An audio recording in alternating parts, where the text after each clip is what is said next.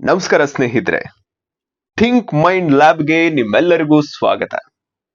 ಕನ್ನಡದಲ್ಲಿ ಅಷ್ಟಾಗಿ ಈ ಬುಕ್ಗಳ ರಿವ್ಯೂ ಆಗ್ಲಿ ರೀಡಿಂಗ್ ಆಗ್ಲಿ ಅಷ್ಟೊಂದು ಬಂದಿಲ್ಲ. ಹಾಗಾಗಿ ನನ್ನ ಸಣ್ಣ ಪ್ರಯತ್ನಕ್ಕೆ ನಿಮ್ಮೆಲ್ಲರ ಒಂದು ಮೆಚ್ಚುಗೆ ಇರಲಿ ಅಂತ ರಿಕ್ವೆಸ್ಟ್ ಮಾಡ್ಕೊಳ್ತಾ, ಇವತ್ತು the famous book doctor Murphy ಅವರು ಬರೆದಂತಹ the power of your subconscious mind self help ಬುಕ್ಕಿನ ಭಾಗ 6ಕ್ಕೆ ನಿಮ್ಮೆಲ್ಲರಿಗೂ ಸ್ವಾಗತ. ಇವತ್ತೇನೇನನ್ನ ನೋಡ್ತೀವಿ ಅಂದ್ರೆ, ಜೀವನದ ಉದ್ದೇಶ ಹಾಗೂ ಆಧ್ಯಾತ್ಮಿಕ ಸಂಪರ್ಕ, life purpose and spiritual connection ಬಗ್ಗೆ ನೋಡ್ತೀವಿ. ನಾವೆಲ್ಲರೂ ಒಂದಲ್ಲ ಒಂದಿನ ಒಂಟಿಯಾಗಿ ಕೂತು, ನಾನು ಈ ಭೂಮಿ ಮೇಲೆ ಯಾಕಿದ್ದೀನಿ, ನನಗೇನಾದ್ರೂ ಒಂದು ಸ್ಪೆಷಲ್ ಪರ್ಪಸ್ ಇದೆಯಾ, ಇದೆಲ್ಲ ಬರೀ ಕಾಕತಾಳೀಯ ಅಥವಾ ಏನಾದ್ರೂ ದೈವಿಕ ಯೋಜನೆ ನನ್ನ ಹಿಂದೆ ಕೆಲಸ ಮಾಡ್ತಿದ್ಯಾ ಅಂತ ಯೋಚನೆ ಮಾಡಿರ್ತೀವಿ. ನೀವು ಈ ತರಹದ ಪ್ರಶ್ನೆಗಳನ್ನ ನಿಮಗ್ ನೀವೇ ಕೇಳ್ಕೊಂಡಿದ್ರೆ ನೀವು ಆಧ್ಯಾತ್ಮಿಕವಾಗಿ ಜಾಗೃತರಾಗ್ತಾ ಇದ್ದೀರಾ ಅಂತ ಅರ್ಥ. ಈ ಜಾಗೃತಿಗೆ ಪ್ರಮುಖವಾದ ಕಾರಣ ನಮ್ಮ ಸಬ್ ಕಾನ್ಶಿಯಸ್ ಮೈಂಡ್. ನಮ್ಮ ಸಬ್ ಕಾನ್ಶಿಯಸ್ ಮೈಂಡ್ ಅಲ್ಲಿ ಬರೀ ಥಾಟ್ಸ್ ಅಂಡ್ ಫೀಲಿಂಗ್ ಗಳಿಗೆ ಮಾತ್ರ ಸೀಮಿತವಾಗಿಲ್ಲ. ಇದು ಒಂದು ಬ್ರಿಡ್ಜ್ ಇದ್ದಂಗೆ. ನಿಮ್ಮ ವ್ಯಕ್ತಿತ್ವ ಹಾಗೆ ಈ ಬ್ರಹ್ಮಾಂಡದ ಪ್ರಜ್ಞೆಯ ನಡುವೆ ಒಂದು ಬ್ರಿಡ್ಜ್ ಇದ್ದಂಗೆ. ನಾವು ಅದನ್ನ ದೇವರು, ಪರಮಾತ್ಮ, ಶಕ್ತಿ, ಮೂಲ ಅಥವಾ ಯೂನಿವರ್ಸ್ ಅಂತ ಕರಿಬಹುದು. ಬನ್ನಿ, ಏನೇನೋ ಹೇಳೋದ್ರ ಮೂಲಕ ನಿಮ್ಮನ್ನ ಕನ್ಫ್ಯೂಸ್ ಮಾಡಲ್ಲ, ಎಳೆಯಾಗಿ ಬಿಚ್ಚಿಡ್ತಾ ಹೋಗ್ತೀನಿ. ಜೀವನದ ಉದ್ದೇಶ ಏನು? ಕೇವಲ ಗೋಲ್ ಅಲ್ಲ, ಅದೊಂಥರ ಆತ್ಮದ ಕರೆ ಇದ್ದಂಗೆ, ಸೋಲ್ಸ್ ಕಾಲಿಂಗ್ ಅಂತೀವಿ. ಜನರು ತಮ್ಮ ಪರ್ಪಸ್ ಹಣ ಸಂಪಾದನೆ ಮಾಡೋದು, ಹೆಸರು ಮಾಡೋದು ಅಥವಾ ಫ್ಯಾಮಿಲಿಯನ್ನ ನೋಡ್ಕೊಳ್ಳೋದು ಅಂತ ಅನ್ಕೊಳ್ತಾರೆ. ಆದ್ರೆ ನಿಜವಾದ ಪರ್ಪಸ್ ಅದಕ್ಕಿಂತ ತುಂಬಾನೇ ಡೀಪ್ ಆಗಿದೆ. ನಿಮ್ಮ ಲೈಫ್ ಪರ್ಪಸ್ ಅಂದ್ರೆ ನಿಮ್ಮ ಆತ್ಮಕ್ಕೆ ಶಾಂತಿ ಸಿಗ್ಬೇಕು, ನಿಮ್ಮ ಚೇತನಕ್ಕೆ ತೃಪ್ತಿ ಸಿಗ್ಬೇಕು, ನೀವು ಸಂಪೂರ್ಣವಾಗಿ ಒಂದಾಗಿ ಇರೋ ತರ ಫೀಲ್ ಆಗ್ಬೇಕು. ನೀವು ನಿಮ್ಮ ಸುಪ್ತ ಮನಸ್ಸನ್ನ ಶಾಂತವಾಗಿಸಿ ನಿಮ್ಮೊಳಗೆ ಇಣುಕು ನೋಡಿದಾಗ ನೀವು ಈ ಜಗತ್ತಿಗೆ ಯಾಕೆ ಬಂದಿದ್ದೀರಾ ಅನ್ನೋದ್ರ ಬಗ್ಗೆ ಅದೇ ನಿಮಗೆ ಕೆಲವೊಂದಿಷ್ಟು ಕ್ಲೂಸ್ ಗಳನ್ನ ಕೊಡುತ್ತೆ. ಬನ್ನಿ, ನಿಮಗೊಂದು ರಿಯಲ್ ವರ್ಲ್ಡ್ ಎಕ್ಸಾಂಪಲ್ ಅನ್ನ ಕೊಡ್ತೀನಿ. ಇಕ್ಕ ಒಬ್ಬ ಫೇಮಸ್ ಇಂಡಿಯನ್ ರ್ಯಾಪರ್. ಅವರ ಸಾಂಗ್ಸ್ ಪಾರ್ಟಿಗಳಲ್ಲಿ ತುಂಬಾನೇ ಕೇಳಿಸ್ತಾ ಇತ್ತು. ಆದ್ರೆ ಕೆಲವು ವರ್ಷಗಳ ಹಿಂದೆ ಅವರು ಇದ್ದಕ್ಕಿದ್ದ ಹಾಗೆ ಸೋಷಿಯಲ್ ಮೀಡಿಯಾದಿಂದ ಮಾಯವಾಗ್ತಾರೆ. ಎಲ್ರಿಗೂ ಆಶ್ಚರ್ಯ. ಆದ್ರೆ ಅವರು ಹಿಂತಿರುಗ್ತಾರೆ. ಮತ್ತೆ ಅವರು ಹಿಂತಿರುಗಿದಾಗ ತಾವು ಒಂದು ಆಧ್ಯಾತ್ಮಿಕ ಪ್ರಯಾಣದಲ್ಲಿದ್ದೇನೆ ಅಂತ ಹೇಳ್ತಾರೆ. ಅವರು ಹಿಂಗ್ ಹೇಳಿದ್ರು, ನಾನು ನನ್ನ ಗುರುತನ್ನ ಕಳೆದುಕೊಂಡಿದ್ದೆ. ಪ್ರತಿದಿನ ಜನರ ನಡುವೆ ಇದ್ರೂ ನನ್ನೊಳಗೆ ಒಂದು ಖಾಲಿ ಭಾವನೆ ಇತ್ತು. ಅವರು ಮೆಡಿಟೇಷನ್ ಮಾಡೋಕೆ ಸ್ಟಾರ್ಟ್ ಮಾಡ್ತಿದ್ರು, ಸುಪ್ತ ಮನಸ್ಸಿನ ಜೊತೆ ಕಮ್ಯುನಿಕೇಟ್ ಶುರು ಮಾಡಿದ್ರು. ಆವಾಗ ಅವ್ರಿಗೆ ಗೊತ್ತಾಯ್ತು, ತಮ್ಮ ಜೀವನದ ಪರ್ಪಸ್ ಬರೀ ಫೇಮಸ್ ಆಗೋದು ಅಲ್ಲ, ಬದಲಾಗಿ ತಮ್ಮ ಮನಸ್ಸಿನ ಮೂಲಕ ಜನರನ್ನ ಆಳವಾಗಿ ತಲುಪೋದು ಅಂತ. ಈಗ ಅವರ ಹಾಡುಗಳಲ್ಲಿ ಆಧ್ಯಾತ್ಮಿಕತೆಯ ಛಾಯೆ ಕಾಣುತ್ತೆ. ಅವರು ಬರೀ ಬೀಟ್ಸ್ ಗಳಿಂದ ಅಲ್ಲ, ಮನಸ್ಸಿಂದ ಕನೆಕ್ಟ್ ಆಗಿರ್ತಾರೆ. ಈ ಕತೆ ಹೇಳೋದೇನೆಂದ್ರೆ, ನೀವು ನಿಮ್ಮ ಸಬ್ ಕಾನ್ಶಿಯಸ್ ಮೈಂಡ್ ಜೊತೆ ಕೂತಾಗ ಅದು ನಿಮ್ಮ ಕರ್ಮದ ಮಾರ್ಗದ ಕಡೆಗೆ ನಿಮ್ಮನ್ನ ಕರ್ಕೊಂಡು ಹೋಗುತ್ತೆ. ಇದನ್ನ ಟ್ರೈ ಮಾಡಿ. ನಿಮಗೆ ನೀವೇ ಟೈಮ್ ಕೊಡಿ. ನಿಮ್ಮ ಮನಸ್ಸಿನೊಟ್ಟಿಗೆ ನಿಮ್ಮೊಟ್ಟಿಗೆ ನೀವು ಮಾತಾಡೋದನ್ನ ಕಲೀರಿ. ಸೊ ನೆಕ್ಸ್ಟ್, ಬ್ರಹ್ಮಾಂಡದ ಜೊತೆ connection, the language of universe intelligence. Universe intelligence ಅನ್ನೋದು ಒಂದು ತುಂಬಾ ಪವರ್ಫುಲ್ ವರ್ಡ್. ಬ್ರಹ್ಮಾಂಡವು ನಿಮ್ಮ ಪರವಾಗಿ ಪ್ಲಾನ್ ಮಾಡುತ್ತೆ ಅಂತ ನೀವು ತುಂಬಾ ಸರಿ ಕೇಳಿರ್ತೀರಾ. ಯಶ್ ಅವರು ರೀಸೆಂಟ್ ಒಂದು ಸ್ಟೇಜ್ ಮೇಲೆ ಹೇಳ್ತಾರೆ, ನೀವ್ ಏನಾದ್ರೂ ಮಾಡ್ಬೇಕು ಅಂತ ಡಿಸೈಡ್ ಮಾಡಿ ಜೆನ್ಯೂನ್ ಆಗಿ ಎಫರ್ಟ್ ಹಾಕಿ ಇಡೀ ಜಗತ್ತೇ ನಿಮ್ಗೆ ಸಹಾಯ ಮಾಡುತ್ತೆ ಅಂತ. ಆದ್ರೆ ನಿಮ್ಗೆ ಗೊತ್ತಾ ಬ್ರಹ್ಮಾಂಡ ಜೊತೆ ಹೇಗೆ ಮಾತಾಡೋದು ಅಂತ? ಇದಕ್ಕೆಲ್ಲ ಉತ್ತರ ಸಬ್ ಕಾನ್ಶಿಯಸ್ ಮೈಂಡ್. ನೀವು ಒಂದು ಥಾಟ್ ನ ಆಳವಾಗಿ ಪದೇ ಪದೇ ಹಾಗೆ ಫೀಲಿಂಗ್ ಒಂದಿಗೆ ಯೋಚಿಸಿದಾಗ ಆ ಥಾಟ್ಸ್ ಒಂದು ವೈಬ್ರೇಷನ್ ಆಗಿ ಬ್ರಹ್ಮಾಂಡಕ್ಕೆ ಹೋಗುತ್ತೆ. ಬ್ರಹ್ಮಾಂಡ ಆ ವೈಬ್ರೇಷನ್ಗೆ ತಕ್ಕಂತೆ ಘಟನೆಗಳು, ಜನರು ಹಾಗೆ ಅವಕಾಶಗಳನ್ನ ನಿಮ್ಮ ಕಡೆಗೆ ಆಕರ್ಷಿಸೋಕೆ ಶುರು ಮಾಡುತ್ತೆ. ಟ್ರಸ್ಟ್ ಮೀ, ಇದು ವರ್ಕ್ ಆಗುತ್ತೆ. ಉದಾಹರಣೆಗೆ ರೇಡಿಯೋ ಸೆಟ್. ನೀವು ಸರಿಯಾದ ಫ್ರೀಕ್ವೆನ್ಸಿಯನ್ನ ಟ್ಯೂನ್ ಮಾಡಿದಾಗ ಹಾಡ್ ಕೇಳಿಸುತ್ತೆ.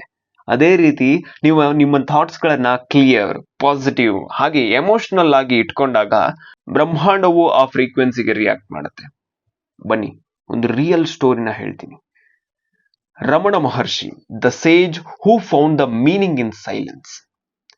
ರಮಣ ಮಹರ್ಷಿ ಅವರಿಗೆ ಕೇವಲ 16 ವರ್ಷಗಳಿದ್ದಾಗ ಅವರಿಗೆ ಸಾವಿನ ಭಯ ಶುರುವಾಗತ್ತೆ. ಆದ್ರೆ ಅವರು ಆ ಭಯವನ್ನ ಮೌನದಲ್ಲಿ ಆತ್ಮಾವಲೋಕನದಿಂದ ಬದಲಾಯಿಸ್ತಾರೆ. ಅವರು ತಮ್ಮನ್ನ ತಾವೇ ಕೇಳ್ಕೊಳ್ತಾರೆ, ನಾನು ದೇಹ ಅಲ್ಲ ಅಂದ್ರೆ ನಾನು ಯಾರು? ಅವರು ಈ ಪ್ರಶ್ನೆಗಳನ್ನ ತಮ್ಮ ಸಬ್ ಕಾನ್ಶಿಯಸ್ ಮೈಂಡ್ಗೆ ಪದೇ ಪದೇ ಕೇಳ್ತಾರೆ. ಅಂಡ್ ಕೆಲವು ವರ್ಷಗಳಲ್ಲಿ ಆತ್ಮಜ್ಞಾನ, ಸೆಲ್ಫ್ ರಿಯಲೈಸೇಷನ್ ಅನ್ನ ಪಡಿತಾರೆ. ಅವರ ಸಂಪೂರ್ಣ ಸಾಧನೆ ಮೌನದಲ್ಲಿತ್ತು. ಅವ್ರು ಹೇಳ್ತಾರೆ, ನೀವು ಮನಸ್ಸನ್ನ ಶಾಂತವಾಗಿರಿಸಿದ್ರೆ ಆಗ ದೇವರು ತಾನಾಗಿಯೇ ನಿಮ್ಮ ಒಳಗಡೆಯಿಂದ ಉತ್ತರಗಳನ್ನ ಕೊಡ್ತಾನೆ. ಅವರ ಅನುಭವ ಇದನ್ನ ಪ್ರೂವ್ ಮಾಡಿದೆ. ಒಳಗಿನ ಶಾಂತಿಯೇ ಬ್ರಹ್ಮಾಂಡದ ಜೊತೆ ಕನೆಕ್ಟ್ ಆಗೋಕೆ ಅತ್ಯಂತ ಪವರ್ಫುಲ್ ದಾರಿ ಅಂತ ಹೇಳ್ತಾರೆ.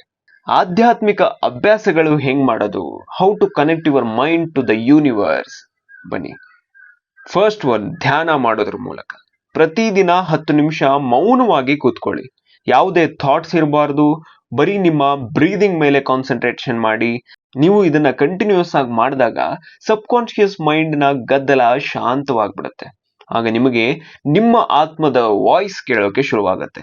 ಇದನ್ನೆಲ್ಲ ಈಗೇನು ನಾನು ವಿಡಿಯೋ ಮಾಡ್ತಿದ್ದೀನಿ, ಇದನ್ನೆಲ್ಲ ಹೇಳ್ತಿದ್ದೀನಿ, ಇದನ್ನ ನಾನು ಹೇಳ್ತಾ ಇಲ್ಲ.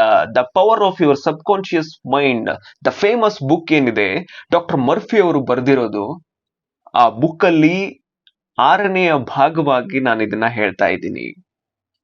ಬನ್ನಿ, ನಮ್ಮ ಸೆಕೆಂಡ್ ಅಭ್ಯಾಸಕ್ಕೆ ಹೋಗೋಣ. ಪ್ರಶ್ನಿಸೋದು, ಇನ್ನರ್ ಕ್ವಶನಿಂಗ್.